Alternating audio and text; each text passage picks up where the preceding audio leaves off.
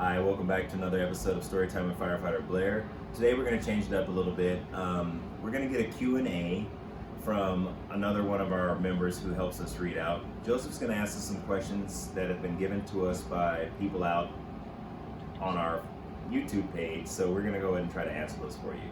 This here is Carlye. She's another firefighter that works with me, and she's going to help me answer some of these questions. Go ahead, Joseph.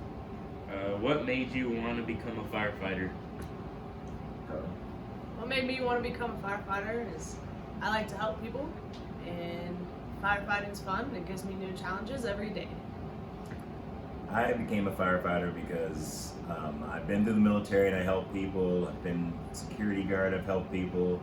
And then I got to the refinery, and the assistant fire chief at that time let me come and do a fire attack with him. From then I was hooked.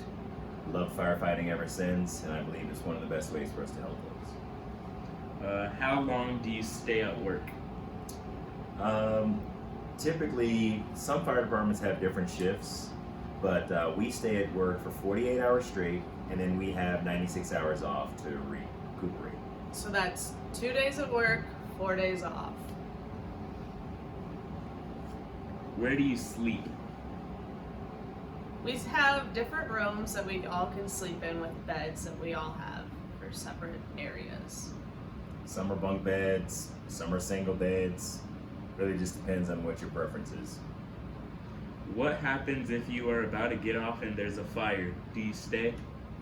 Actually, we do. Because an emergency doesn't wait to see who's going to come in. If we're already there, the more the merrier. Everybody can use a little bit extra help, so we try to just come and help out our crews. What is a typical daily routine in the firehouse?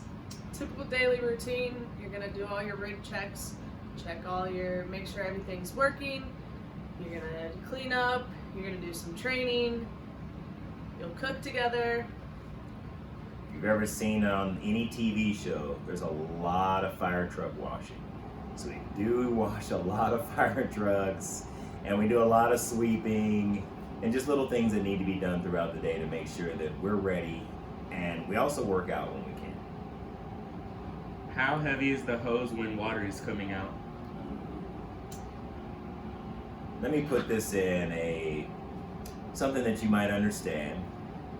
One of the fire hoses that we use to go in and just fight fires with, usually, if you were to put it in people terms, it's the size of one of you little kids carry it around. So about 3 or 4 of you together is what we're carrying around all the time. Do you go on any calls that are not fire related? We go on lots of calls that are not fire related. Almost 90% of our calls are not fire related. They're all medical or car accidents. So they are a lot that don't do with fire. What do you do on your downtime?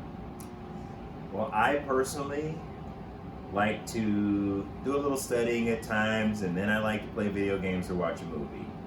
We don't get a lot of downtime, but when we do, might as well have some fun with it. Can you play board games? You can play board games, but it's not always that you're going to be able to finish or have time to. You might get a call in the middle of it, so it's not going to be a consistent game. Our favorite one so far that I've played at the station has been a game called Catan. I like Monopoly too. Do you eat McDonald's when you stay the night, or do you have to cook? Well, we personally do not eat McDonald's.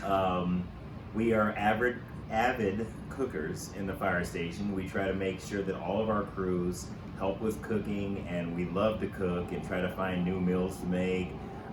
We know that you guys love McDonald's, but it's not something that we typically try to eat so that we can sustain our energy on the fire season. Does everyone eat together? Everyone eats together. It's a family meal. Everything's made and everything's sat down, and everyone eats all together like a big old family. Do you have a fire dog? So we do not have a fire dog at this time. We have been trying to think about getting one. So we're going to look into it, and maybe if we do get one, we'll show it to you. Have you ever rescued a kitten from a tree? I have not rescued a kitten from a tree. Have you? I have been called to rescue a kitten from a tree, and I will tell you, it's not like in the TV shows. Cats like to scratch a lot, and we have to put on a lot of gear just to get a little cat. But you know what's funny? Cats climb down out of trees on their own. So, thank you for the Q&A from Joseph, and we hope that this helps you understand a little bit more about us firefighters while we're at the station and doing our job. And I'd like to thank you for coming to another episode of Storytime with Firefighter Blair and welcoming Carlye, one of the firefighters that we work with.